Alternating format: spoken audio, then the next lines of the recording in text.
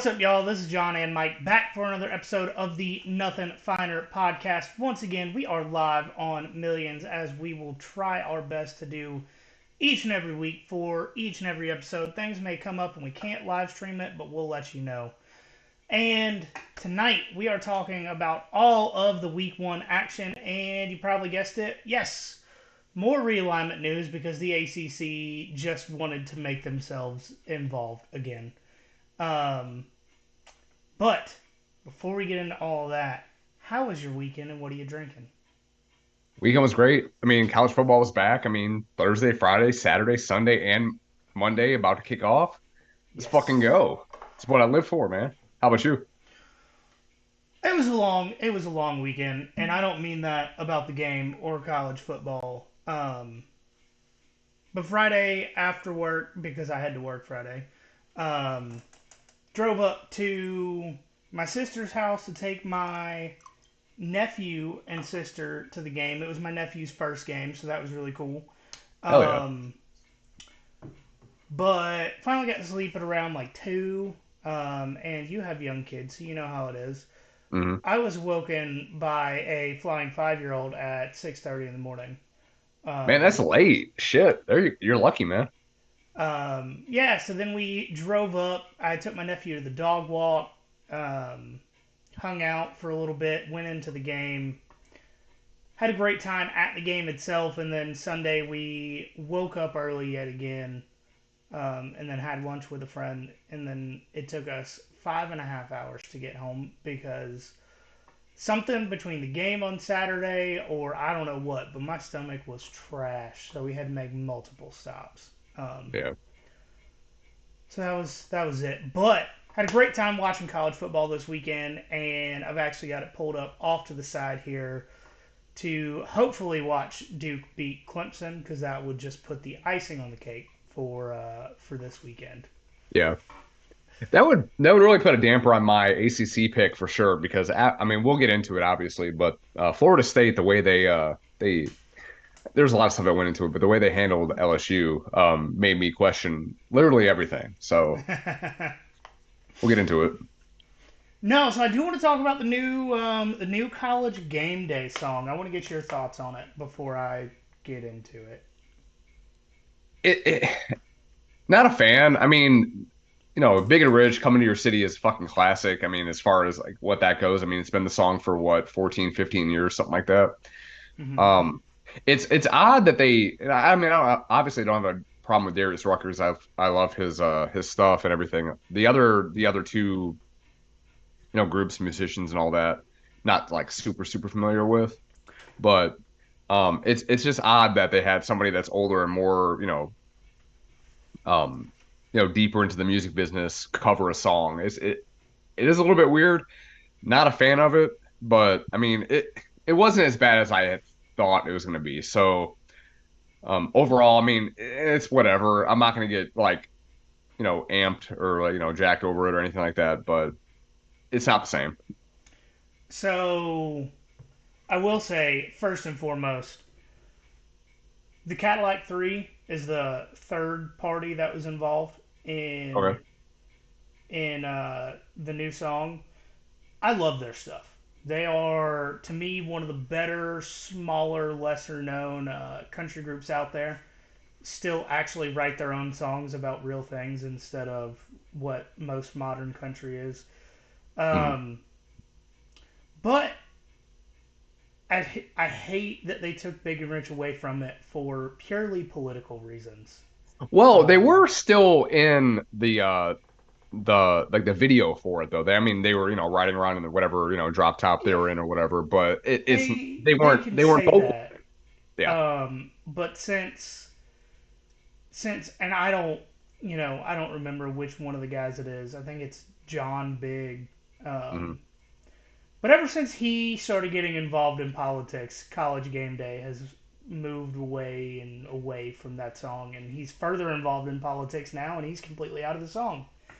Yeah, Um, he I mean it was the same thing with kind of like Hank Jr. for the most part with the Monday Night Football song. Like they took him away, then they brought him back on, and then they took him away again. I mean, politics aside, because I hate both sides, but like Correct. I mean, if you were like completely on one side or another, but not thinking for yourself. But it's just, I don't know. It's not the same. No. It sucks. And first off, the two songs that Big and Rich got famous for are not even two of their top five best songs. Just gonna throw that out there. Ooh, wait, whoa. So what's there then instead? Um. Oh, good lord! I'd have to go back to their list of songs because actually, I mean, Save a Horse, Ride a Cowboy is up there. I okay, mean, okay, yeah. fair, fair. So that's one of those. Um. So I guess "Coming to Your City," even though it's technically a big song, not that great. Yeah. So, "Lost in This Moment," phenomenal love song. Um, I thought that was Lone Star. Are you sure? they covered it. Oh, okay. Yes. Um, I'm going through the list of their songs now.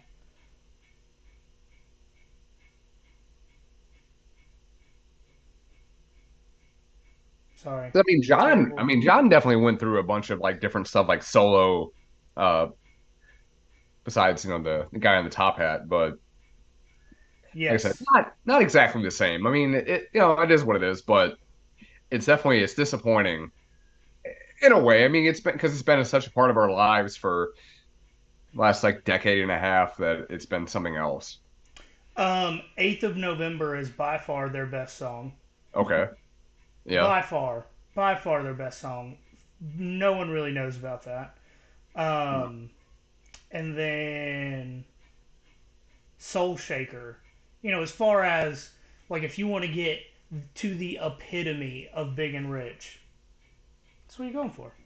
I know you Okay. guys did not come in here for my Big and Rich hot takes, but back in the day, I actually went to like three of their concerts because I was such a big fan. Oh yeah. Didn't get to what I was drinking, and I'm shocked the world here today. Nothing. No, Oh, it's not bourbon or rye. It is not produced in the United States of America. Crown. Do what? Crown. Not in North America. Oh, oh.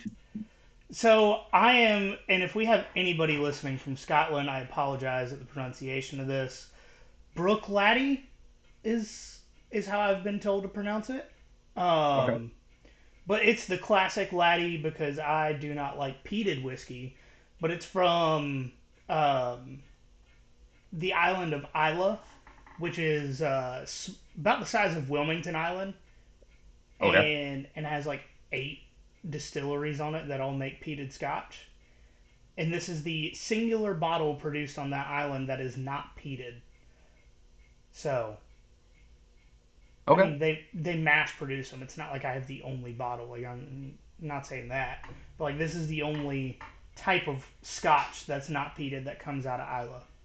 Which, if you can see it, this is significantly lighter than what I'm normally drinking on. I'll say your shit's usually dark as hell. I think, yeah, this is 100 proof, so it's not even that high. Oh. But fun fact about how whiskey barrels actually age things: the reason that whiskey in the U.S. specifically gets so dark is because as the barrels expand and contract with different hot and cold weather, the whiskey gets into the wood of the barrel, and then when it expands or when it contracts back out, it squeezes the whiskey out of the barrel. So that's what makes it dark, especially if you get anything made in Texas or the South. It's going to be significantly darker because there's a lot more of the hot months. But in Scotland, it's not near as hot, so the whiskey doesn't get as dark. Doesn't Jameson get some of their barrels from like Kentucky? I could be totally wrong on that. I could be So making it up. a lot of Scotch and Irish whiskey distilleries get their barrels from the U.S. to get the color in there, but they mostly use new barrels, and then towards the end they'll transfer them to some used barrels. Um, Okay. yeah, just fun little whiskey nerd fact there. Okay. Um, we are super excited to bring you guys an offer from our new partner, and that is BetUS. Right now, if you go to the link in our bio or the post that I am going to pin in the Facebook group when we get done here, they are giving you a 125% bonus on top of 30 risk-free bets. Mike went 4-2 last week on his picks, and I went 5-1. So not listening to us has proven to be losing money because, I Ooh. mean, if you just put $5 on 6 bets, you win 5, you lose 1. You're coming away with a lot more money than you walked up with. So go to that link in the bio or that pin post and start making money with us today. Mm-hmm. I'm actually going to pull up the live line for the Clemson game just to tell you guys how much money you're losing out on. Just to do it. Because I'll go ahead and tell you exactly what I would put my money on. Ooh. Okay. And the line is updating currently, but it doesn't matter. The way this game is going for the 3 drives that have already taken place, take Duke to cover because Clemson was 14 and Ooh. a half point favorites, and Cade Klubnik has already thrown what should have been an interception, and Duke was driving down the field. I mean, at the moment, Duke's in plus territory, so and Yes, it's in Durham, so oh shit. whatever it is, take Duke. Just Ooh, take just okay. take Duke. So I if you mean, hear me like squeal at any point, it's probably because Duke did something that nobody expected them to do.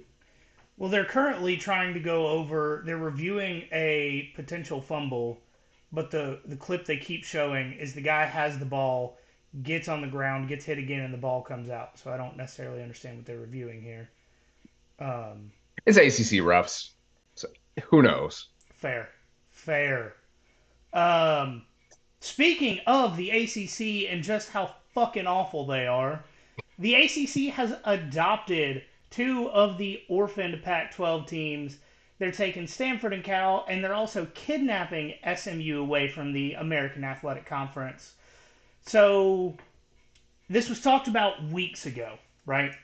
Mhm.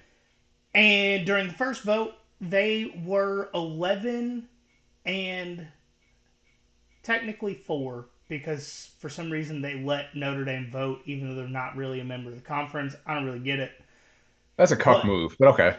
it's the ACC. Yeah. Is what it is. So they were 1 vote short. They were 1 vote short of approving these teams moving to the conference, and NC State flipped from a no to a yes with Clemson, Florida State, and North Carolina all voting no both times. Yeah. The wildest thing to me about the agreement that they ACC came to with these new teams is that Cal and Stanford agreed to 30% of the broadcast revenue. Just that in itself is wild to me. You're for Well, I mean, the fact that SMU agreed to 0%, what until what 2032. 2031? 32. Yeah, gee. Okay, so I know they got, that private money behind them and all that. I mean, obviously that was a thing with them with the Pony Express and all that stuff, but uh, that's insane. I mean, they were super desperate. I mean, it may prove to be a good investment if the ACC, continues to exist in the next decade or so, but that's that's a decision. I mean, it's probably better than the AAC, but we'll see. I would assume whatever money you're getting from the AAC is better than 0% of the money from the ACC. Because I would Yeah, assume that the same amount of people pay for the ACC network as pay for the Pac-12 network. I don't know. I get the ACC network. I definitely do not get the Pac-12. Oh, But it's not like you didn't say, hey, whoever you have for cable, I really want the ACC network. It was, hey, Mike, you're getting the ACC network. Yeah, it's fair. I did not clamor for it and did not write to my provider by any means. So it's just kind So of there. I will say that when I lived in Athens, gym I used to go to, I loved this gym. It was my favorite gym. Went at the same time every day, talked to the same people at the gym every day. 90% of the people that went in there lifted heavy shit or were old people on the treadmill. So it was awesome. It Yeah. was awesome. Two of their TVs, for whatever reason, were on the ACC network 365 days a year. Okay. When I asked one day what happened, they somehow lost the remotes to those TVs, and none of the other remotes would work to change those channels. So they were I just on the mean, ACC network for the entire that's 2 years I went to this gym. that's got to be like the ACC network's plan. It's like, okay, you know what? We're gonna be profitable just in case old people fucking lose the remote, and they're just gonna keep it on 24/7 for the next 3 fucking years. Love it. Yeah, it was interesting to say the least. But Yeah.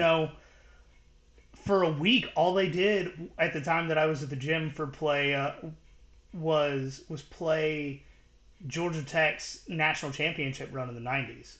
So I watched all of those games. Oh You know, wow. Who could forget? I certainly did until then. Couldn't tell you. They split a well, didn't they split a national championship with Colorado, which is kind of timely now, but Colorado's timely now. yeah, not Tech. Not what they did, but we'll talk about that later. Yes, we are actually going to get into some Georgia Tech talk here in a minute, but Which I know all of you guys are waiting for. I'll let you start the Georgia game. I'll let you go all the way through it, give your thoughts, because I think I may actually surprise some people Okay, with so mine. I've calmed down a little bit since then, but let me talk about what I kind of noted here. So UT Martin, just some trolling to get this out of the way, but UT Martin's the real UT because they've won their conference more times this millennium than UT Knoxville, which I'll talk about. I'll refer to them as that going forward. But UT Martin 3 times since 2006. Shout out Caleb for that stat, or Jamie. But UT Knoxville 0 since then. Actually, their last conference championship was 1998 because it feels like that. Because it was. But the the uh the the good part of it, I think, I mean, we may agree on this, maybe not. We'll see. But the defense came to play for the most part. Obviously, only allowing 7 points. Even though UT Martin's touchdown probably shouldn't have counted, and I Okay, even look. What's that? so where we weren't on normal seats because we were sitting with my sister and my nephew. Mhm. Where we were at was directly above that corner of the end zone. Oh, okay. I will say what you couldn't see from the camera is one, the ball came out when he hit the ground.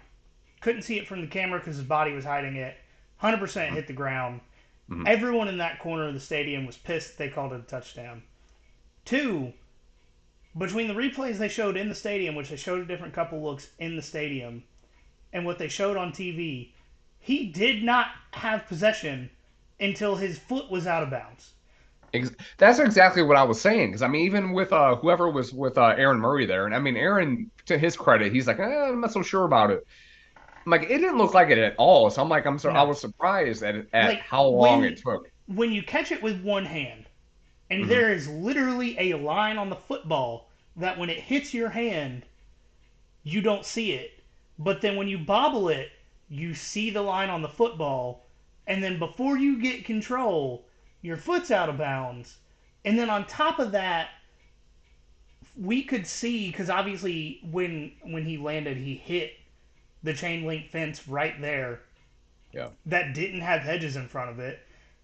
The ball was pinned between his leg and the hedges until he went to get up, and then he picked it up. Yeah, it made it Or not the made hedges, zero but the sense. fence. It was Yeah. absolutely in zero way, shape, or form a touchdown, but we won't talk about that for too long. I'm curious. I mean, I don't know. I didn't really look into it until, I mean, just now, and obviously I'm still not looking into it, but I'm curious as to what refs they had for that. Because if it was SEC refs, that definitely would not have been a touchdown. No, 0%. but No. um, I do want to add one more thing, even though I just said I'm done talking about it. The coaches on UT Martin sideline literally turned around, stood on their like benches, and started yelling at the fans in the stadium. As the like truly, you can just say UT has trashy fans and coaches, and I wouldn't know who you were talking about. Yeah. That's my last thing on that because that really Right. Like frustrated you're me. talking, like, I mean, they're talking shit at what they're at that point, they were down, what was it, 38-7. 40? Yeah. Oh, was that 41? It was either Yeah, I was gonna 38 say, or I'm like 41. it. Yeah, at that point, I mean, come on now. I mean, Oh, you're an FCS team. I mean, at least you for part of the game you kept it close against the back-to-back reigning, defending national champions. But yeah, I mean, come on now. I mean, you were gonna lose, obviously. okay. I Um, do have one more thing uh, to add, and then I promise I will stop talking. go for it, man. The UT Martin offense was so unsure that it was a touchdown that they were already back on the field ready to take another snap. Coaching 101. I mean, if I were out there at that point, I'd be like, okay, don't even show any doubt that y'all So fucking scored. they weren't completely where like the ball was going to be snapped from, but the field goal unit was completely on the sideline, and the offense was like between the numbers and the hash mark. UT, That's man. I, I'm done. I don't want to harp on it for too long. Yeah, I mean, it's crazy because we're mad about giving up 7 points. I was hoping for the shutout, but I mean we'll get into all that obviously. But um, so let's start with the good part of that. So the defense. So the defense came to play for the most part. 7 points allowed, at least for the starters and all that. And even I mean, the 7 points were afterward. But even though UT Martin's touchdown shouldn't have counted, which we elaborated on a little bit, but the defense only allowed 262 total yards, 128 through the air with a pick six in the fourth quarter, which you'll probably talk about in a little bit. But with 134 on the ground, UT Martin's defense or offense only converted 2 of 14 attempts on third down, and honestly, Georgia's defensive plan was very vanilla. I mean, it's shell for the most part on both sides of the ball, really, but especially on defense. Um, and like the stats won't jump out at anybody at all. There's only four tackles for loss on the defensive side of the ball for Georgia, and Michael Williams had the only sack of the game. And the first team defense, they forced for 8 punts, which obviously is great. 5 3 and outs, and held UT Martin to 14 first half yards in the air. So I mean, as bad as we felt in the first half, I mean, 14 yards in the air is really amazing. Even regardless of the opponent that you're facing, is a good job. Yeah, absolutely. So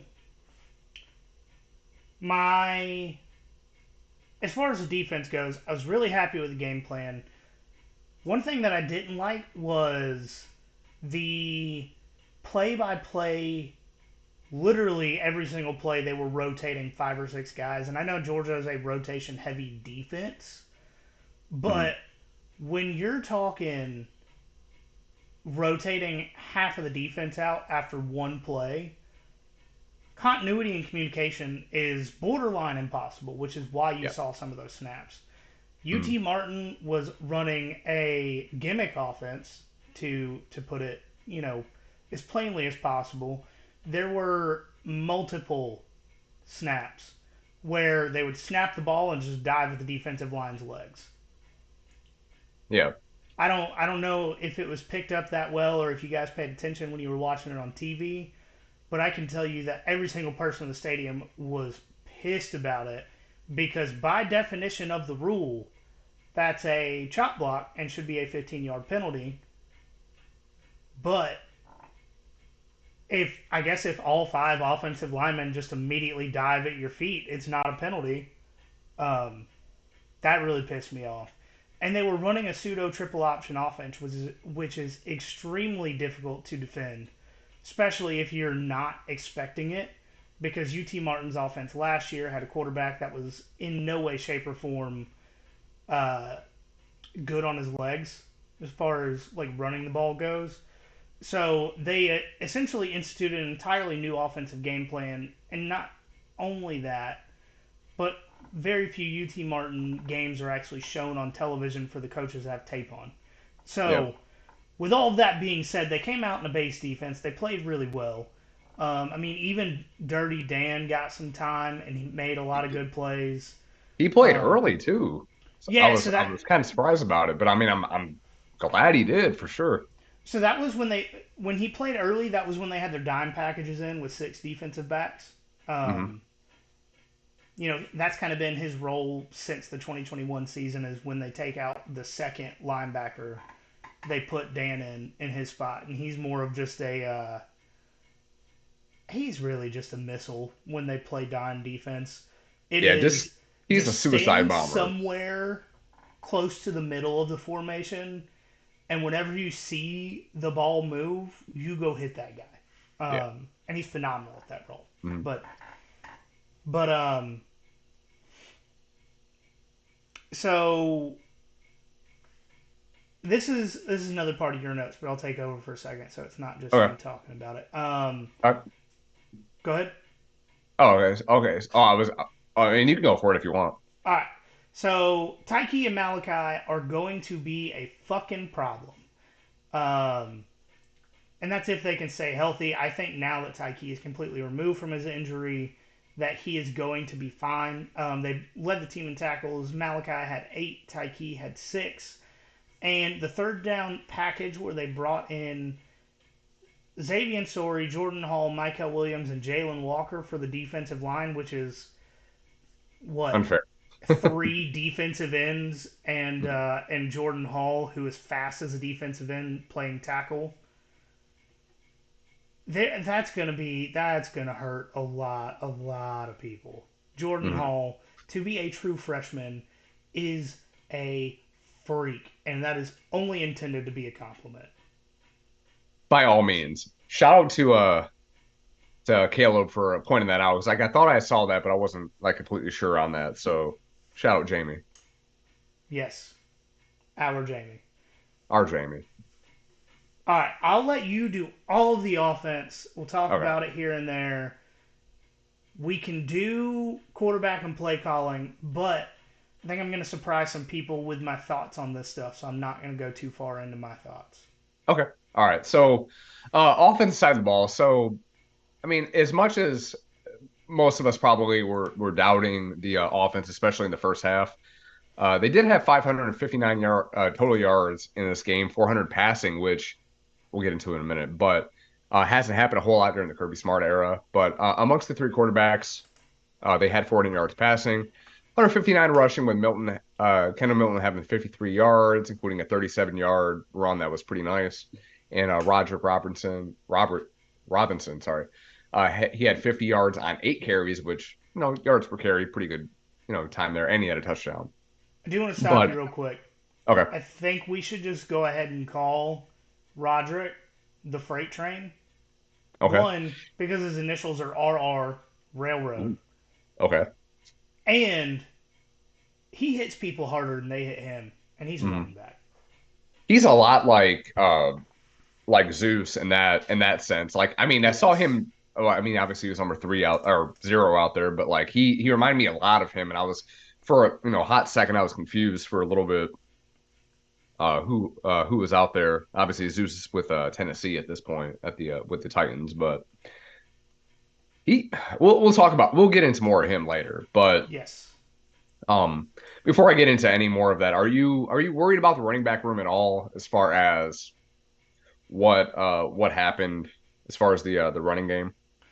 So I'm not I'm not very concerned, but I'm not concerned. And Fair. so the biggest thing for me as far as that goes is UT Martin was playing up until they got hurt in the past game in this late second, early third quarter. they were playing. Um, sorry, my light over here just took a shit on me. Um, UT Martin was playing safety 7 yards off the line of scrimmage, putting nine, somewhere between 7 and 9 defenders in the box at all times. Which is Mhm. why early in the game you saw the only way Georgia had a run game was around the outside. But I, what I am still concerned about is if at any point in this game, because I believe Dejan Edwards was dressed out, even though he's dealing with a little bit of an injury.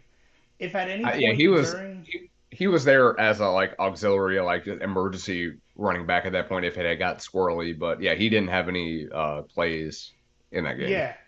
So if at some point in this game the coaches had to think about we could really use Dejan Edwards right now. Yeah.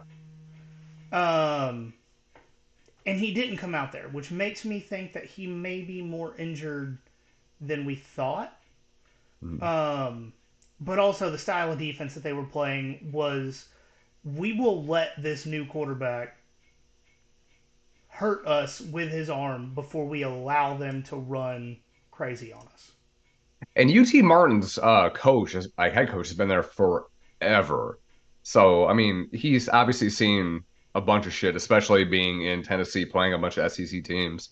Like he's seen some stuff. So like, it's not like you're playing somebody from like the fucking MAC or Mountain West or something like that. Like he's seen the speed, seen the size, he's seen all that.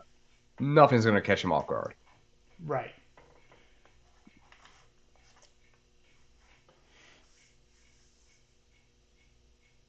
All right, all right, so we talked about that a little bit with the running back room. So the Dogs had a pretty even splits amongst the pass catchers. So Bowers had 5 catches for 77 yards with a rushing touchdown in the first quarter, first touchdown of the game. Makai Muse really was a problem. We'll talk about him a little bit as well, but 3 catches, 75 yards, including a 54-yard touchdown, which he did most of the work on a screen. Which I mean, it was kind of similar to what Brock Bowers would do with catching the screen and then running on the inside and kind of just splitting everybody and just free for all there. But he Muse also showed the same kind of same kick return ability that he showed in the GD game where he did have a kick return even though it didn't count. So 4 pass catchers overall had more than 50 yards, which is kind of on par with what we talked about in the offseason, kind of previewing the team that we didn't think we didn't think one single pass catcher would dominate everything. I mean, I was a little bit more confident than you were on that, but I mean, at least if we're going by the first game, it's going to be pretty even across the board, which is probably even more dangerous than just focusing on one guy. But going from there, Dominic Lovett had an up and down game for the most part. He had a couple drops, but he also didn't have the best balls thrown his way, especially in the first half, which again we'll So get to in a little bit. the touchdown that he quote unquote dropped, Mm-hmm. I, I know you could. I rewatched the game today. I know you couldn't see it on TV as well, but there was no one on his side of the field Yeah. whatsoever. Mm-hmm. And Carson saw it late Yeah. because the line was set. He could have asked for the ball, got an easy touchdown, but Carson saw it late because he was trying to get the protection set up, which is a quarterback thing. It is what it is. Yeah. But I don't. I know Aaron Murray and whoever else is calling the broadcast said it was a drop, but the guy that was covering him was at an all-out sprint from the middle of the field directly into Dominic Lovett's chest. Like there was no like, oh, I'm going to stand still, I'm in coverage. It Mm-hmm. was right as soon as they saw that there was no one covering him, was at an all-out sprint to that corner of the end zone, and was probably close to 20 miles an hour when he got there to put hands on him. I That don't was a know if hell of a anybody play caught by that the ball. by that defender though, honestly, for him to get there in time. Yeah, I don't know if anybody was going to catch that ball. Like I No, don't no. yeah, and that's I don't necessarily think that's a drop. He did have others, but Mm.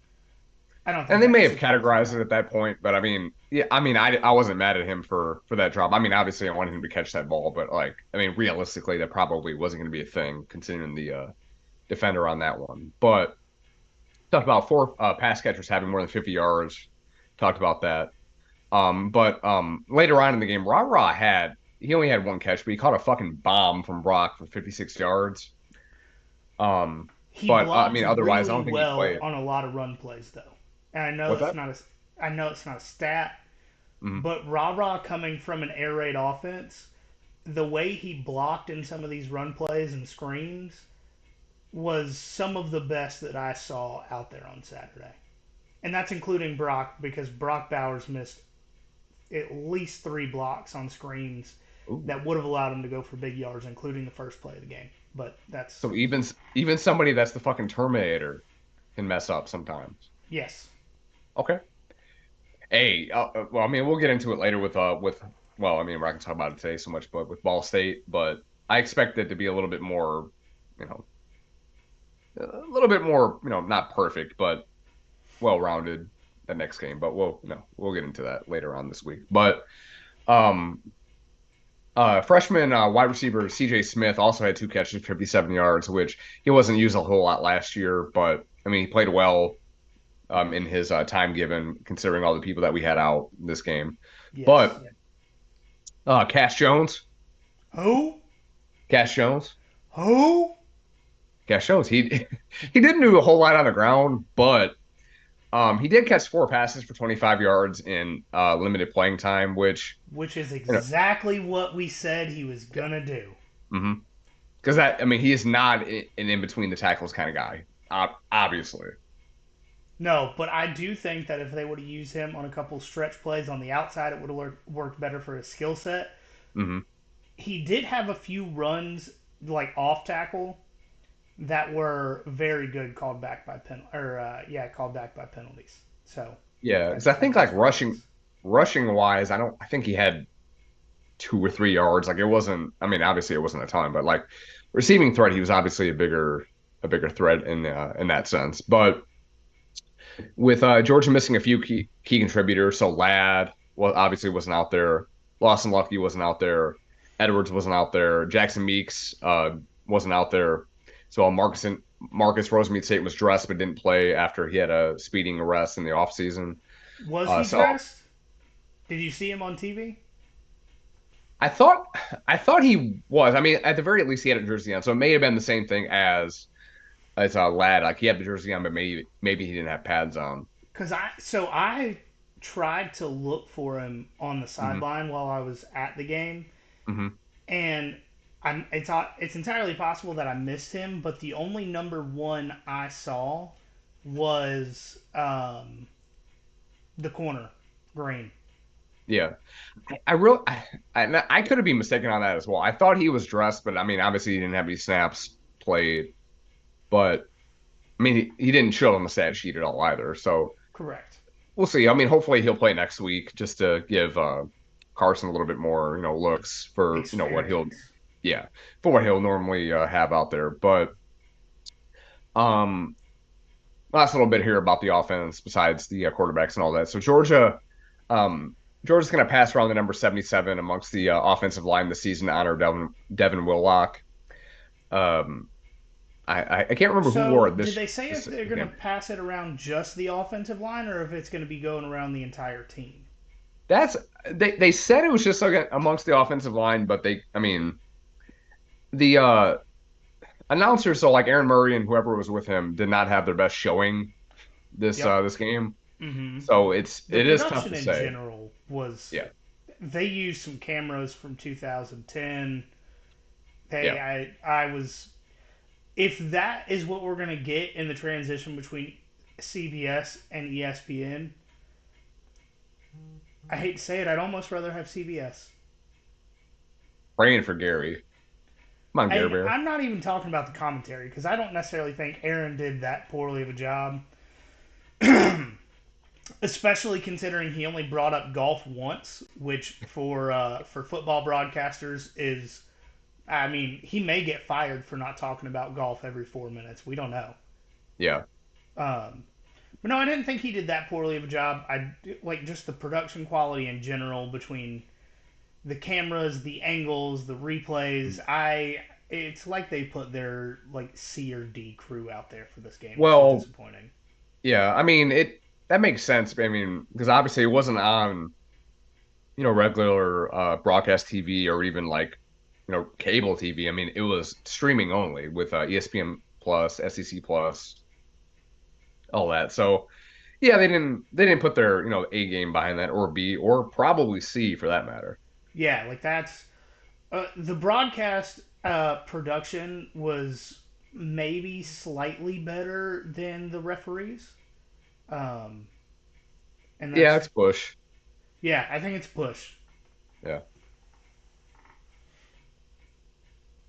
They put the slightly better crew on the Alabama Middle Tennessee State game. Maybe. You know, I feel like I should go back and watch that game, considering some people in sports media are saying that Jalen Milroe is apparently not the same person he used to be. Um, I mean, middle for all the shit that we talked about, Texas A&M, they are better than Middle Tennessee State. I'll give them that. they are. And Middle Tennessee State is also bottom 10% of the country in returning production from the team that beat Miami last year, but Hmm. is what it is. Never forget. All right. Are you ready to move on to play calling? Yeah, let's go. You All want me to right. do it, or you want to do it? I'll do a little bit. I'll do a little bit. Okay. All right. So everybody knows that we were both okay with Bo hire. It's not necessarily who we wanted if we had our pick of the entire country, but it's Hmm. not. It was nowhere close to the bottom of the list. Yeah. Um, but I will say that we were both with everyone else in the frustrations with the first half play calling, and especially upset that the first play from scrimmage was not an I formation run. I feel like it probably would have done better than the -4 yards the first play did get. But Yeah. as I said, Brock Bowers did miss a block on that guy. Um, Yeah. so not entirely the play call there, because if Brock would have blocked that guy, there was literally no one on the entire left side of the formation. So it probably would have been a big game. Mistakes happen, is what it is. Still won 48-7. Um, but Carson Beck did look extremely uncomfortable for most of that first half. He Mm. missed very badly on a number of passes, and the running game struggled to be consistent early on. As I already talked about, with the way that UT Martin loaded the box, brought their safety 7 yards off the line of scrimmage, you're not going to run between the tackles on that. It just kind of is what it is there. I think the offensive game plan should have adapted to that a little bit better than they did, but Carson did play a lot better towards the end of the first half, going into the third quarter. Mm. Um, and I feel like one thing that really needs to be talked about is that Carson Beck has not started a game since he was a senior in high school 4 years ago. Hmm. So That's a to long expect time. him to expect him to come out and look like Stetson, to look like someone who's in Heisman contention in week one is unfair. Mm. And he did have almost 300 yards passing, two passing touchdowns. You know, if you look just purely at the stats, he had a good day. If you Yeah. look just purely at the first half game tape, it wasn't great. But I really feel like it's somewhere in the middle. Judging by watching it in person, it's one of those things where it looked extremely uncomfortable. It looked like the game was moving too fast. I'm sure you guys all saw this on TV when you were watching it. But once he figured it out, once he saw defensive formations that weren't, the box loaded, them playing press coverage on the outside, he looked closer to what we expected him to look like. And with like the running back room going forward, like, do you think he's going to face like a 9-person box going forward? No, absolutely not. Yeah. I really think that with teams that expect to put up a fight, so in 2 weeks we have South Carolina. First week of October we have Auburn. I think those teams that expect to put up a fight, and I'm not saying anything bad about UT Martin, but it is an FCS program playing in Athens against the back-to-back national title winning team. Like I don't think they came in expecting to win. I think they got a moral victory based on how they played in the first half, how they got a touchdown, whether or not it was doesn't really matter because it shows it on the scoreboard. Mm. But when you go against teams that are expecting to win, they do not under any circumstance want to give up those big passing plays that UT Martin ended up giving up. So I don't expect the boxes to be as heavy, especially when um, Carson gets a little bit more comfortable and he's able to get more yards passing. It's kind of where I'm at with that. Yeah. I mean, and other people have said it as well, but I mean, Stetson was not Stetson in his first start. Like, not definitely not in 2020. Oh, well, he didn't start that game against Arkansas, but I mean, he was not, you know, TCU Stetson at that point. So I mean, you got to give him some time. Yeah, no, I agree 100%. I mean, Stetson didn't look great for half of his starts in 2020. I mean, definitely. I mean, even the Florida game, it was tough, and obviously he got knocked out of that one, but it does take time. Like it to get some continuity, to get comfortable with everything. So I'm not mad. Yeah, I'm not either. I mean, at the end of the day, it's 48-7 win against Mm. a team that over the last few years has averaged 26.8 points per game, won their conference back-to-back years, and their only losses have come against teams that made the FCS semifinals. I mean, Yeah. you can't be mad about that. Yeah, they're not a bad team by any means. I mean, not obviously on Georgia's level, but they're not a bad team. No, sorry, I got I'm dealing with something through text here. You can keep That's going. all. Yeah, no, it's all good. So, obviously after Carson got not benched, but like he came out of that. Both Brock and Gunner looked pretty good in their play and their time after they came in. Brock obviously had a touchdown pass to Oscar Delp, which dime. I mean, he had also had another dime to Ra Ra as well. But um, it's kind of got going from there. So what were your thoughts on Bobo's play calling? Because obviously that's a topic of contention amongst the fan base. So my biggest problem with the way the quarterbacks were rotated is right when Carson was starting to click, right when everything was slowing down for him, right when plays were happening, they took him out. Yeah. I did not I did not like that whatsoever. Mm. And then the very first drive with Brock, I wish they would have kept the starting offensive line in, the same offensive line that had a single penalty on the day. Mm-hmm. Um, just because the backup offensive line didn't communicate well, also had two back-to-back penalties, negating decent gains on both of those plays. And then when Brock started to get comfortable, when he started to have, big throws down the field, they pulled him and put Gunner in. Mm-hmm. And I also thought Gunner did really well. It's one of those things where I get that you're still trying to have a QB2 competition between Brock and Gunner. But if you were going to do that, have Brock start the third quarter, have Gunner start the fourth quarter. Like, give them 100% equal playing time and not have it where, Carson comes in the second half, it starts to click, and then Brock comes in with a few minutes left in the third quarter. He gets three drives. One of those was completely upended by penalties. One was phenomenal.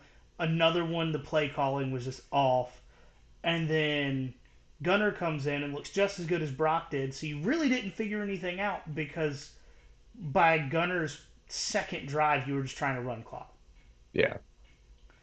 I really didn't like how they handled that part of it. And it is, I mean, it is definitely interesting when you're thinking about it is kind of definitely a competition amongst I mean, trying to figure out your backup for sure, but if I mean, it's not necessarily solidified that who's going to be your starter, especially with the way the first half played out. But it definitely could have been better. But I mean, going into the South Carolina game, I mean, even next week with Ball State, we'll probably get a clearer picture with that. Yeah, I agree. And I'll go ahead and get into one of the things that I was going to say when I get Uh, into all of my thoughts.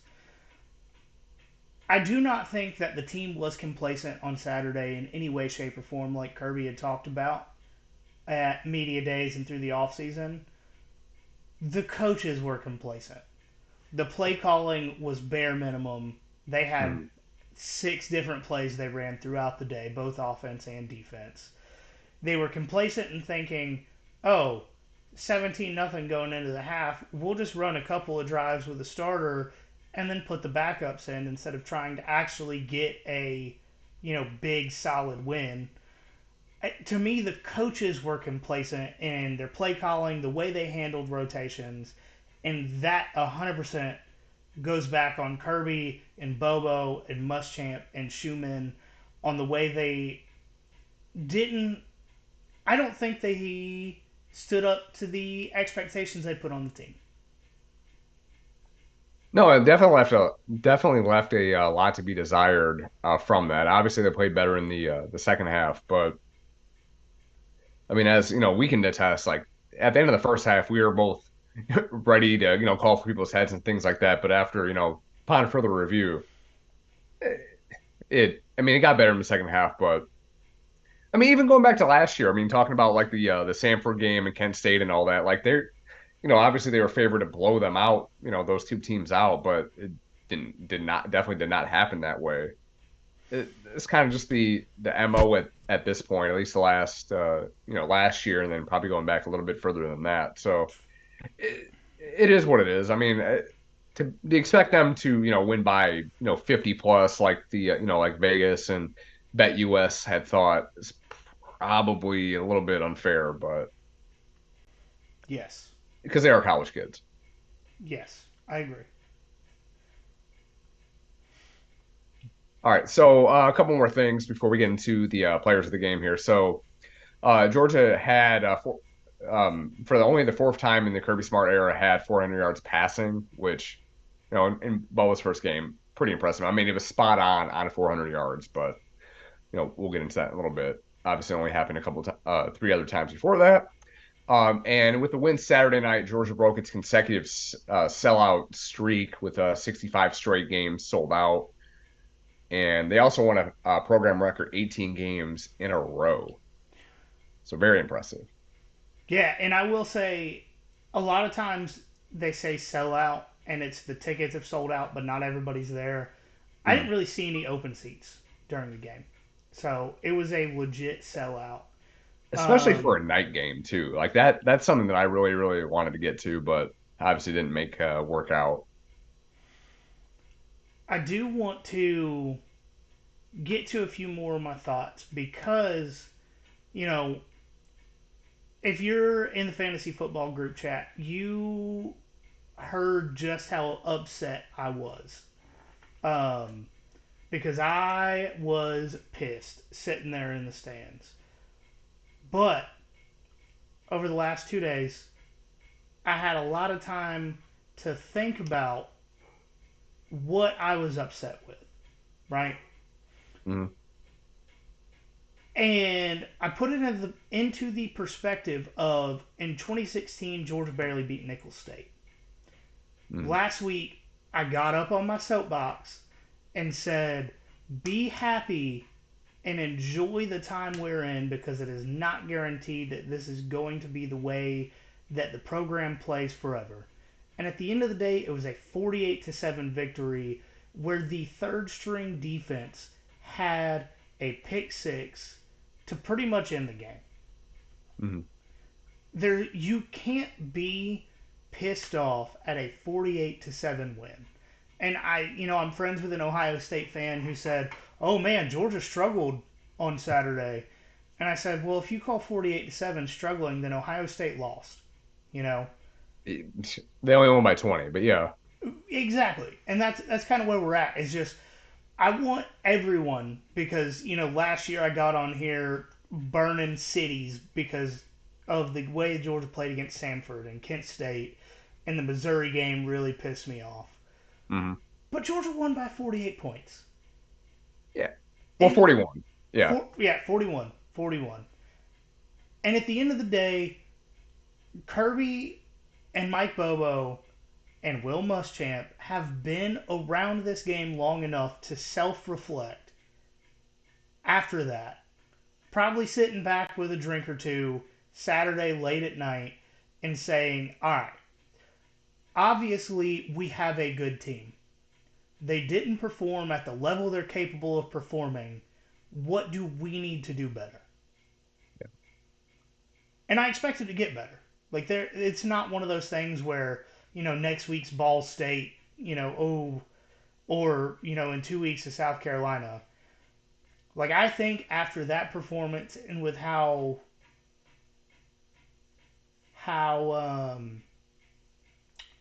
uncomfortable the offense looked throughout, that the coaches are going to do some self-reflection and say we need to do better. Whether it's with play calling, whether it's with practice, whether it's with putting Carson against the one defense this week so he can see what it really looks like when the defense is flying around versus, a scout team defense that doesn't know exactly what they're doing. Yeah. I trust in the coaching staff enough to think that they're going to go back and say, what can we do to make sure that this doesn't happen again with that first half? Yeah, they definitely earn the benefit of the doubt with that. And that's kind of why I wanted to wait until the end, because yes, I was pissed just like everybody else. And Mm. I understand the first half sucked. Like I was furious. Mm. But 48-7 victory. Second string played well. Third string played well. It's just a matter of getting into the rhythm with a new offensive coordinator, new quarterback, and I think that the coaches have earned the benefit of the doubt to come back and have something different to talk about next week and the week after. And honestly, this is probably the best thing for the team. I mean, winning by 41 is, great and all, but, having some tape to look back at and say, okay, you guys, obviously this isn't a team that won back to back, or even, a lot of guys obviously left after last year, drafted or graduated or whatever, giving them some tape to look back at and said, like, okay, you are not, and they've talked about this a lot. You're not the same team that won last year, or, back to back or anything like that. This is a separate team. This is 2023. It is what it is. So I mean, this is ultimately will end up being a good thing, I think. Um, not everyone's patting them on the back and getting super excited about everything, but there's some stuff to look at. And again, it'll end up being good for this team. So again, I'm not, super pissed about how it ended up turning out. Obviously, I want to, always want to strive for it being perfect, but you know, it'll end up being, benefiting the team in the long run. At least, at least these next few weeks. I agree 100%. Mm. All right, so you want to get into the players of the game? Yes. So, defensive player of the game, he did not lead the team in tackles, but I think based off of coming back from the injury, playing his position just as well as the guy he took over for, Tyke Smith made Mm. a ton of plays, 6 tackles, 3 solo, and 1 tackle for a loss. And if he wasn't making the tackle, he was hauling ass over there to to be at the play, or if they missed, make the tackle. And with Javon the Bullet Bullard making the move to safety, one of the most important positions on the field in that star defensive role has been filled by a former All American coming off of injury and making a statement. And one of the things that I saw while rewatching the game today is that after the starters came out, every single time a defensive back came off the field, he was over there talking to him, being like, hey, this is what I saw, this is what I would do differently. He was coaching up the young guys on the sideline. That's the kind of leader you want to see for a defensive backfield, especially with a guy that's former All-American, but just coming off an injury, hasn't really played much in his time in Athens, but able to come in and make a difference, and he has the respect of the rest of the team to be like, hey, maybe look at this. And I think that says huge things about the kind of player that he is. Oh, for sure. I mean, he was definitely up there for me as well. Him and Malachi Starks definitely showed out on the defensive side of the ball for sure. So going to offensive side of the ball, player of the game. I mean, you can go with Brock Bowers there. He was a very much limited for the most part, just because again it is UT Martin. You don't want to overuse him and get him hurt or anything like that, especially in a game that pretty much from the kickoff that you knew you were going to win. But Side sophomore note about Brock Bowers. What's that? When I was rewatching the game today, after after that screen pass that went for a touchdown, that really long one, Mm-hmm. I thought I saw Brock limping off the field. It was a slight limp, but I thought I saw it. I'm very interested to see how that plays out the rest of the week, but it just popped up. I wanted to say something while I was thinking about it. You know what? I mean, good thing they don't play South Carolina next week, because I mean, even if it's feared that he may have hurt something or not 100%, you can definitely beat Ball State without Brock Bowers. As painful as that is to say, for his Heisman campaign and all that, as far of a stretch as that would be, you want to see him out there, but no, at the end of the day, that's not your goal. Is for him to dominate Ball State. It's to win a three-peat. So I agree. yeah. All right. So offensive side of the ball. So sophomore Mekhi Muse fucking showed out. So we talked about him a little bit earlier. But he, outside of Brock Bowers, he's the most productive guy on offense. Three catches for 75 yards, including a 54-yard touchdown on a screen that he, similar to what Brock has like played in the past, especially with that the one play that he had against Georgia Tech his freshman year. Kind of split the middle there and went, Yep. Middle field like 54 yards touchdown. Did most of the work there, so that helped Beck's bottom line there, but. He also almost broke and this is special teams, but he also broke a kickoff in the second half. I think early on, or may have even been the opening kick of the second half. But he almost broke that. And ESPN, I was looking at this earlier just to kind of get everything, verified. They have him listed at 5'8". There is no way that this man is 5'8". He is definitely smaller than that. No. I mean, because they have Ladd, I think at like 5'11", 5'10", or whatever, and he's got at least 5 or 6 inches on him when they, congratulated each other on the sidelines and all that. So, and I will say, Ladd walked within a foot of me on the dog walk. Mm-hmm. I'm 5'11" and have 3 or 4 inches on Ladd. Oh wow, okay.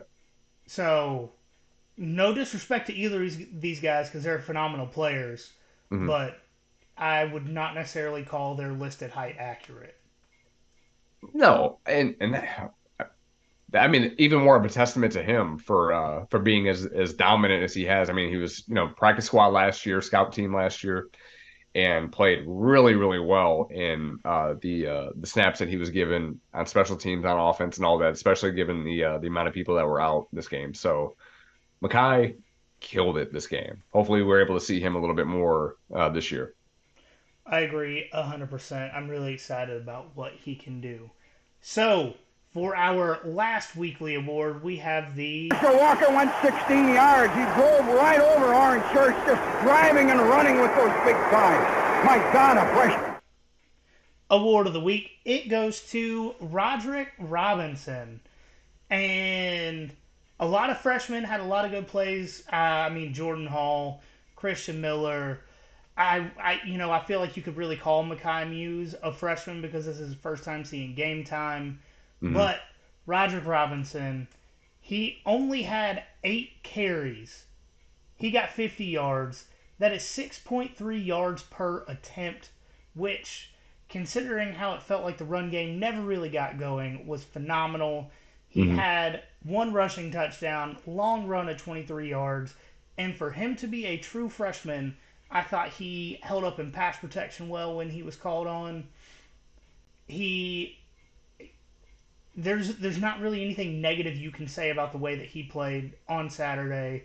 To be a true freshman called on because of injury, I think he did a good bit to earn himself a spot in the rotation moving forward. For sure. Getting those snaps and being as productive as he was, like that's just going to make this offense even better. So I'm here for it. And I know normally do Georgia last, but we did do them first because we feel like a lot of people were upset and wanted to get more opinions on those. So we do have a few more games to run through here, and I think we're going to attempt to do it a little quickly because we know we're already over an hour. Starting on the Thursday night game, first and foremost, if you were not in at least part of the watch party, shame on you. You are absolutely wrong, and you hate us, so we hate you. Yeah. But I normally hate when people say this, but the score was not indicative of how much better Utah was than Florida. Hmm.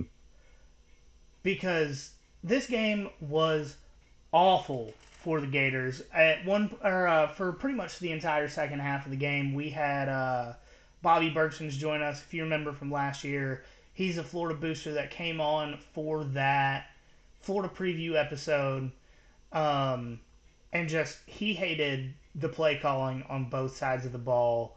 Hmm. Billy Napier didn't really have some good offensive plays, and Truffle Shuffle on defense just had no clue what he was doing. And if you don't know what I'm talking about, look at the guy from the Goonies that does the Truffle Shuffle. Look at Florida's defensive coordinator. Tell me I'm wrong. My DMs are open. Yeah, Please. yeah. Um, but I do think if Utah had Cam Rising healthy in this game, we're talking Utah scoring in the 40s. Hmm. And it's going to be a rough look for the Gators this year. Utah was playing with a walk on, which as we know, could be a good thing, but typically it's not. And their third straight quarterback, being a freshman, even though he played a little bit last year. Um, it, it could have been a hell of a lot worse, Yes. like you mentioned. So, Yes. if the Florida, I think the over under on the season total was 5.5. At this point, for them to be as dominated as they were against Utah, can't make you feel good if you took the over on that 5.5. And it's gonna be a long year. I think Billy, some about Billy will make it through the year, but Oh, it's not he'll gonna be definitely pretty. make it through the year because they would owe him $35 million if he got fired before the end of the season. And if he got fired before the end of next season, he would still have the record for the largest buyout ever paid to a head coach. Which is impressive. 26. Well, yeah, yeah. 26. Damn. I mean,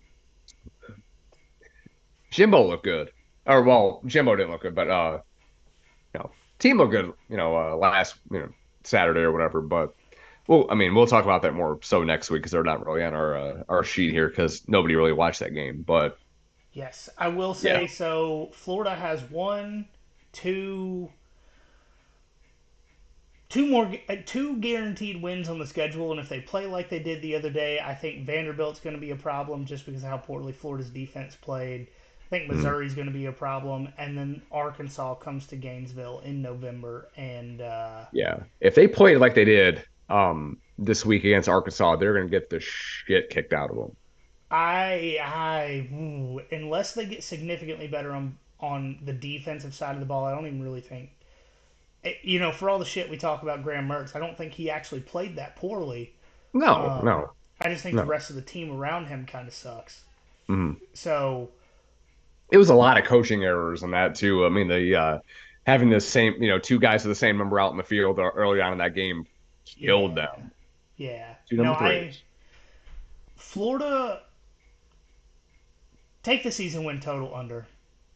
I think I already had them at 5-7, but I think it might be that or worse. Uh, I mean, I would hate to see it, but I mean, it is sad, but not Yeah, really. It's it is what it is.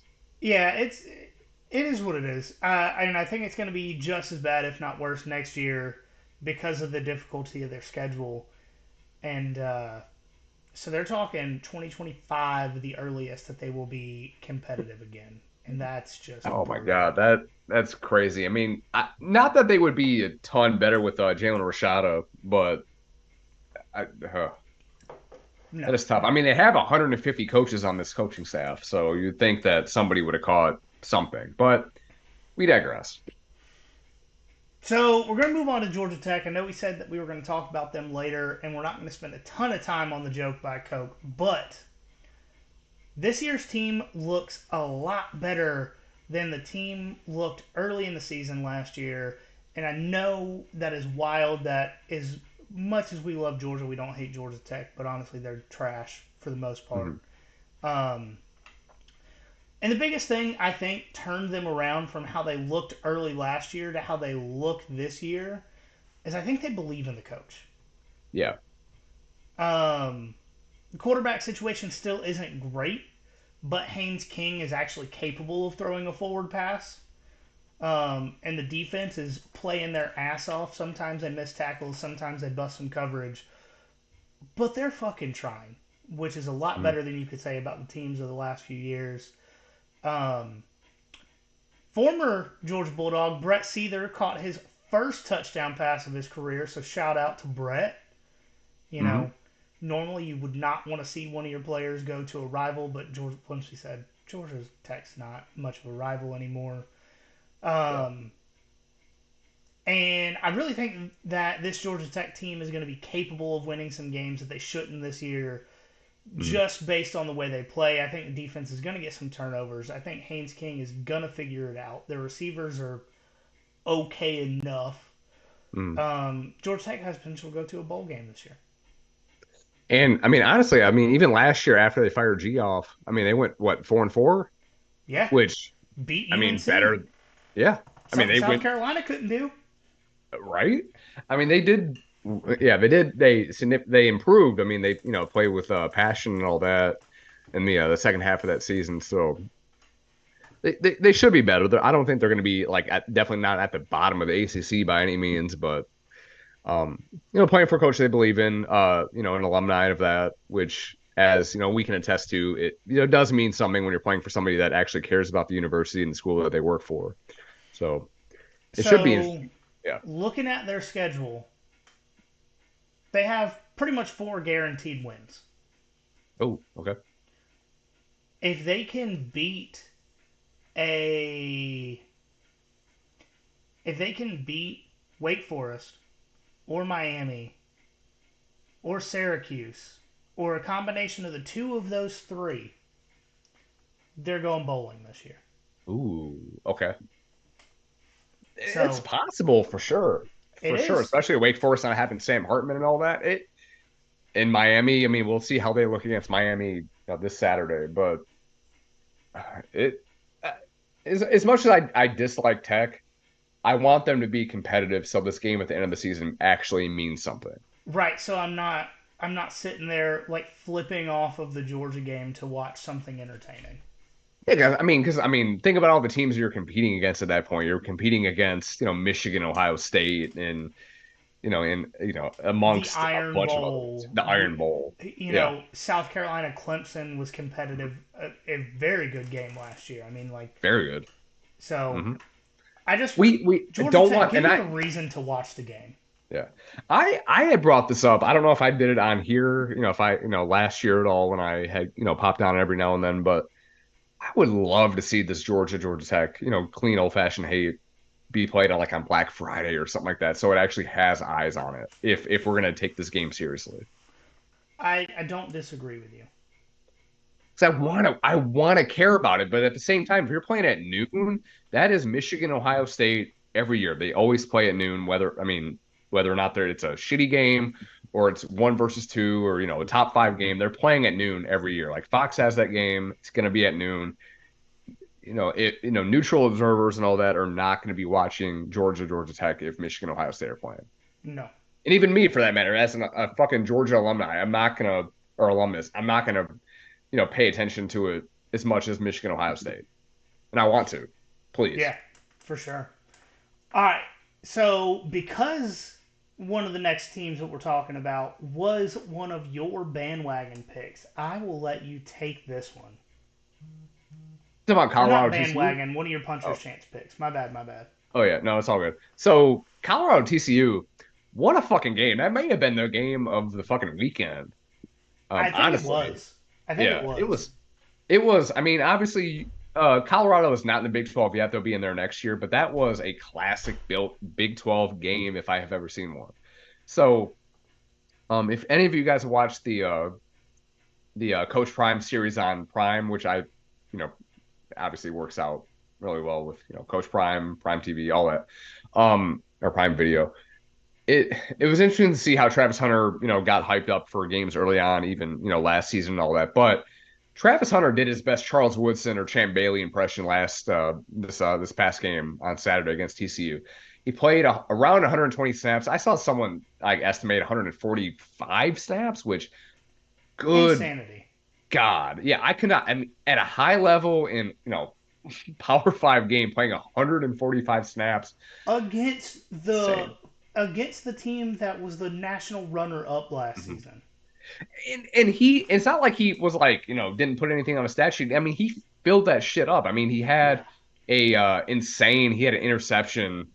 He jumped the route and intercepted the ball in the game. And he also had 5 catches for 135 yards as well. I mean, it was so much fun to watch this game, especially if you're not a fan of, great defense by any means. This TCU did not plan on playing defense at all, just like they did in the national championship. But as fun as it was to watch, Travis Hunter cannot play 145 snaps a game going forward. And expect to stay healthy.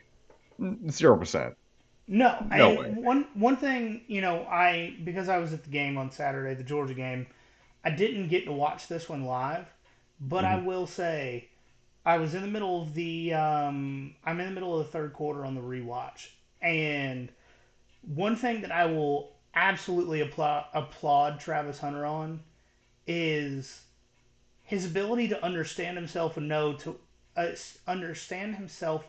to know when he's playing offense and he's gassed, he's coming out. Yeah. Period. Mm-hmm. If you're the next wide receiver up, you better be ready, because if he's tired, he's coming on the sideline. Mm-hmm. And I think it's a great thing that the Colorado coaching staff is doing to almost solely have him on their side of the field as far as receiver positions go, so that he has the ability to do that. I think if you're going to use somebody both ways, that they are doing it just about as well as you can. Yeah. It was incredible to watch. Even kind of going back and watching it again, it's unbelievable that somebody can play that many snaps at as high of a level as he did, for sure. But even besides that, Jimmy Horde Jr. and Xavier Weaver, which we talked about in the offseason with our puncher's chance teams, both had over 100 yards receiving each. And Shedeur Sanders had a program record 510 passing yards with 4 touchdowns, including a 46-yard pass, which again mostly is attributed to Dylan Edwards, but it still counts on Shedeur's stat sheet there. But he completed that to Dylan Edwards on a 4th and 2, a huge 46-yard pass to beat the 17th ranked Horny Lizards, Horny Toads, 45-42. And again, Colorado is already in that not Pac-12, that Big 12 defensive mindset with not really playing defense whatsoever, and I am fucking here for it. That shit was fun as hell. This is one that's already going onto the list of games to watch again in the offseason when all I want to see is offense. Mm-hmm. Except for the Fox shitty score. The score bug leaves a lot to be desired, and I think if one thing I know, everything to be desired. Yeah, if there's one thing I know about the internet, we can go back to the Sonic movie and everybody bullying whatever movie company put that out, is that you can bully anybody into fixing something. So Yep. hopefully Fox will be bullied into fixing it and not make it look like an NCAA 08 like video game. And I think especially like on the Wii or like where it's more cartoonish and shit. It was a little bit tough to watch, but I mean that game made it a little bit more tolerable to put up with. But if it's like a bad Big Ten, Big 12 game, it would be hard to get past the cartoonish score bug there. Yeah, it's awful. Like there's just no real other way to describe it. It is awful. And I mean, even like going in like NFL games, like the cartoonish like caricatures of like players and stuff like that after they score is kind of corny in my eyes, but whatever. I would really like you see the scoreboard way more often than the actual like drawing of like somebody that just scored a touchdown. So they need to get on that quick because I think, like I said, hopefully everybody bullies them enough to change that going to like next week and later on in the season because like I do not want to see Michigan Ohio State with that shit after Thanksgiving. Oh, I bet you will. They'll fix I it this probably off season. They're not yeah. gonna fix it during the season. But one other thing I will say though is I can't wait. Okay, so this game is next week, but Colorado play at home against Nebraska next week. Next week is going to be fun. And they also play USC in Oregon in this first half of the season too. So if you didn't listen to our Puncher Stance team stuff, definitely look at definitely get ready for that because it's gonna be fun with them playing USC and Oregon in the next couple weeks. No, I am also super excited for that. And one of the games that we were really excited for this past weekend, Florida State LSU. And the first bullet here is just LOL. And that's just because I think everyone in the country thought that Jaden Daniels would be better this year and continue that upward trend from late last season. But we were all wrong. He looked a lot like second half of the Tennessee game Jaden Daniels and not end of last season Jaden Daniels. The LSU defensive backfield was awful. And last week we had Will Ogburn on, and he did not get his wish of minor burns making an appearance. It was all major burns. I mean, it's third-degree burns, like fucking 5-alarm house fire. And it was melting steel beam burns. It was rough. Jet fuel on steel beams. Yeah, exactly. And the defensive front was fairly disruptive. I mean, Florida State didn't really have a lot going in the ground game as far as, big plays go. But Harold Perkins was silent in comparison to his normal day. Finished the day, I want to say, with 5 total tackles, 0 sacks, 0 quarterback pressures. For that, it is wild. And especially considering that they said that they were not going to have him play a standard linebacker role. They were going to have him in that heat-seeking missile role. But Jordan Travis on the Florida State side of the ball his play was what we expected Jaden Daniels to play like. He was fantastic. He should have improved his Heisman odds with that performance the other day. The biggest concerns for LSU was being able to stop the run without Mason Smith. And as a team, Florida State had 135 rushing yards, but no single player had more than 47 yards, and the second leading rusher was Jordan Travis with 35.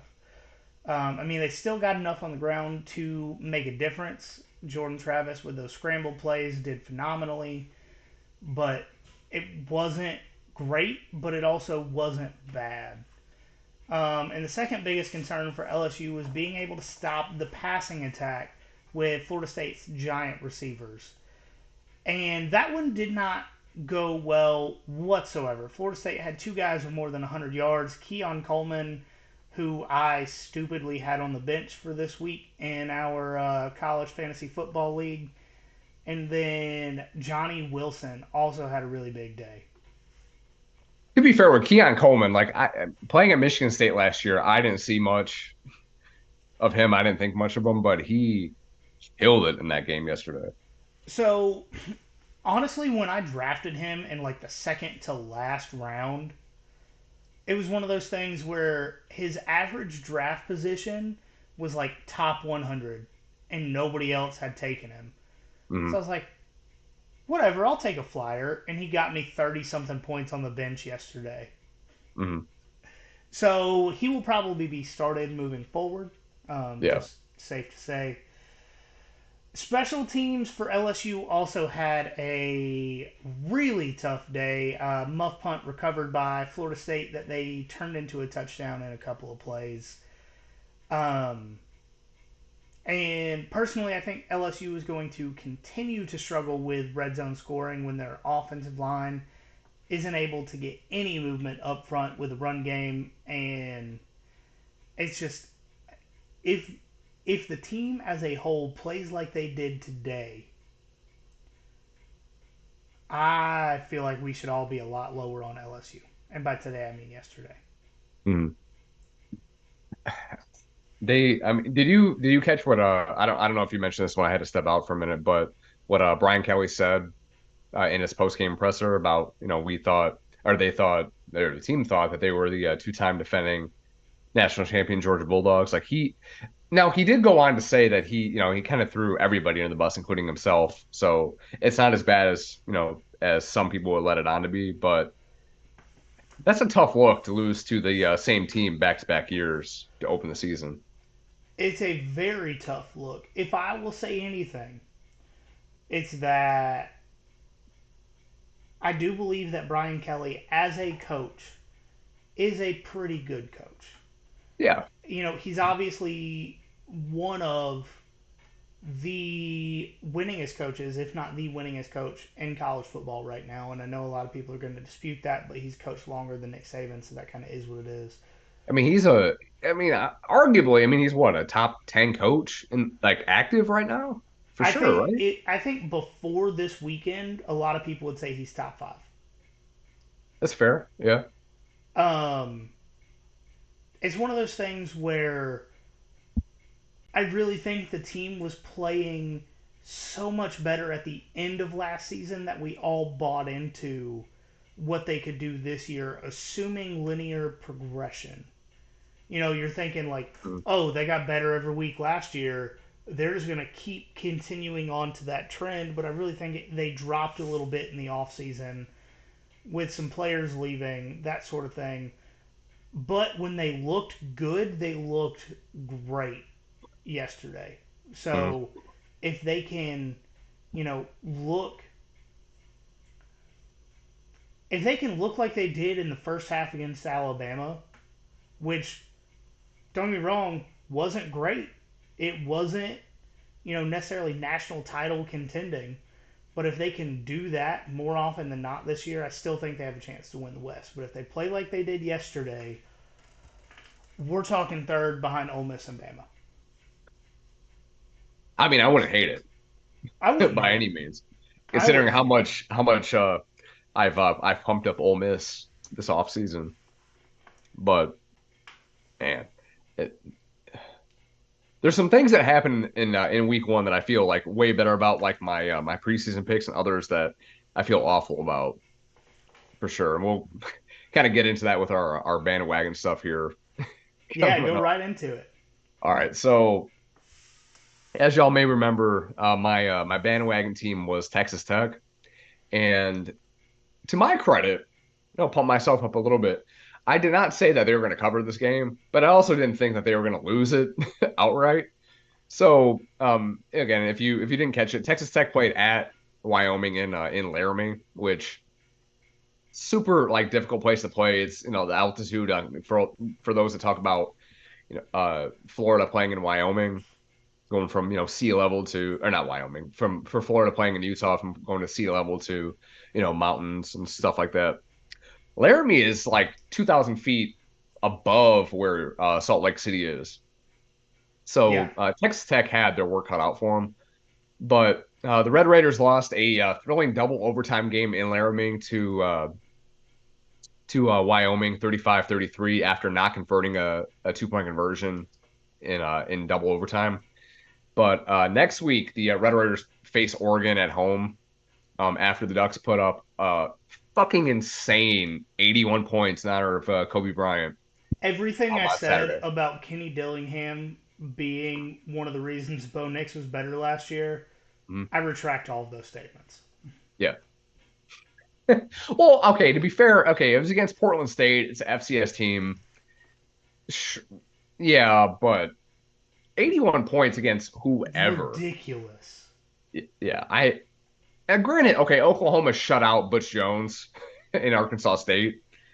You know, Was it let's talk about 73-0? that for a second Okay. because I don't like Butch Jones. I think he's cringy, but at the same time, for him to coach Arkansas State now, and for the players to believe in him more than a Tennessee team ever did, to the point where he was crying on the sideline and a player came up and gave him a hug, I love that.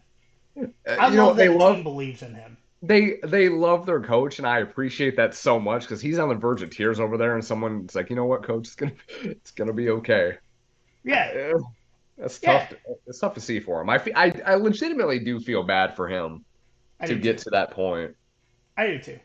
You Yeah. know, I never thought I would say that I feel bad for Butch Jones, but Hmm. after what happened this weekend, not only do I feel bad for him, but I don't know the name of the player that came up and did that, but I Hmm. love that guy. Period. He's a good human. That kid was raised right and believes Yes. in his coach. Hmm. Even if no one else does. Well, the team does. Yeah. If no one on the outside does. That ultimately that's all that matters. It's not like Arkansas State is getting a bunch of money out from the outside and like killing down the NIL game. So Yeah. that's all that matters. So my bandwagon team, I will say that I was damn close to being right on the score of this game. I said Washington would cover, and they did. They put up 56 points on Boise State after trailing for the entire first quarter, and then putting up 28 in the second quarter, never looking back. Michael Penix threw 5 touchdowns, 450 yards. We need more Penix. And We need Penix to fucking ram it down our throats. exactly. And if Boise State hadn't missed a PAT, my score prediction was damn near perfect. Yeah. And I'm a little salty about it. As you should be. You know, I was a total of 8 points from being dead on about this game. That's impressive considering it's a Power Five versus a Group of Five team. And as good as Boise State is, a lot of people picked them to win the Mountain West. They got wrecked. Well, Washington's gonna win the Pac-12, potentially make a playoff this year, so it kind of makes sense. Yeah. Oh, for sure.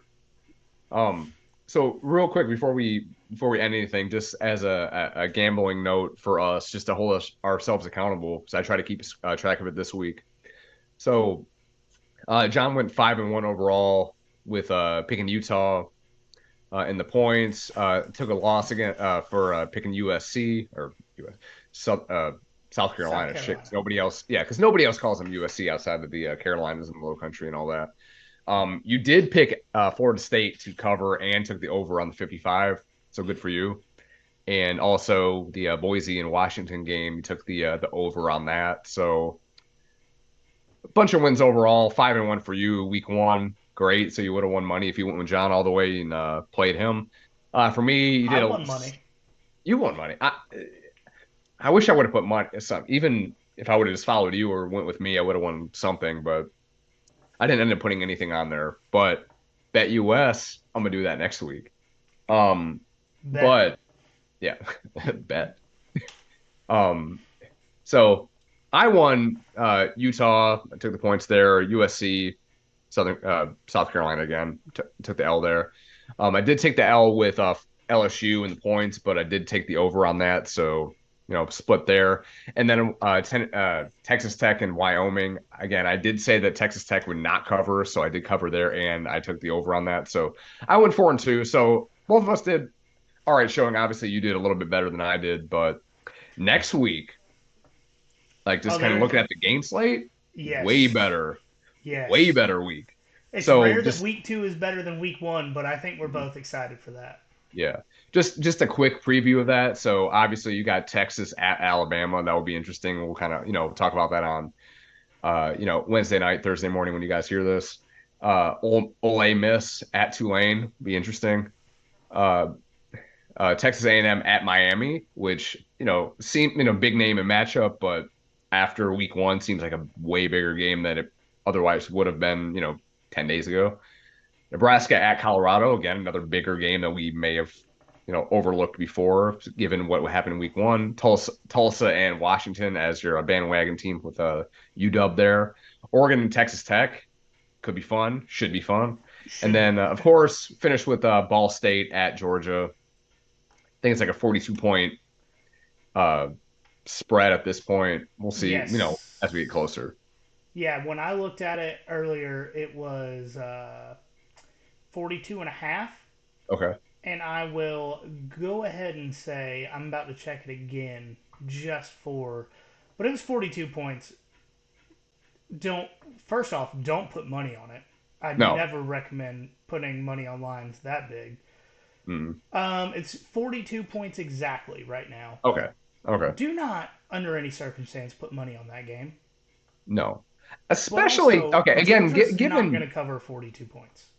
And especially given how Kirby typically, at least the last couple of years, plays against FCS teams or not non-Power 5 teams, he's not necessarily blowing them out as much as like the spread would indicate. Now, if this is Vandy, sure, take it. Or Florida. Yeah. Oh, absolutely. SEC team, absolutely. A shitty one. Kirby would destroy your soul if it was an SEC team. Yeah.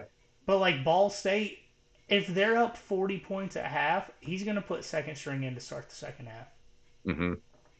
So yeah, absolutely. Yeah, I mean, he's not trying to disrespect the opponent. Even again, we talked about the Samford game before. Obviously, he had a connection to the Samford head coach, but games against non-SEC teams, he's not looking to embarrass the opponent coming out there for it. So do not, under any circumstance. Samford keeps their starters and plays hard to the end. Yeah, that too.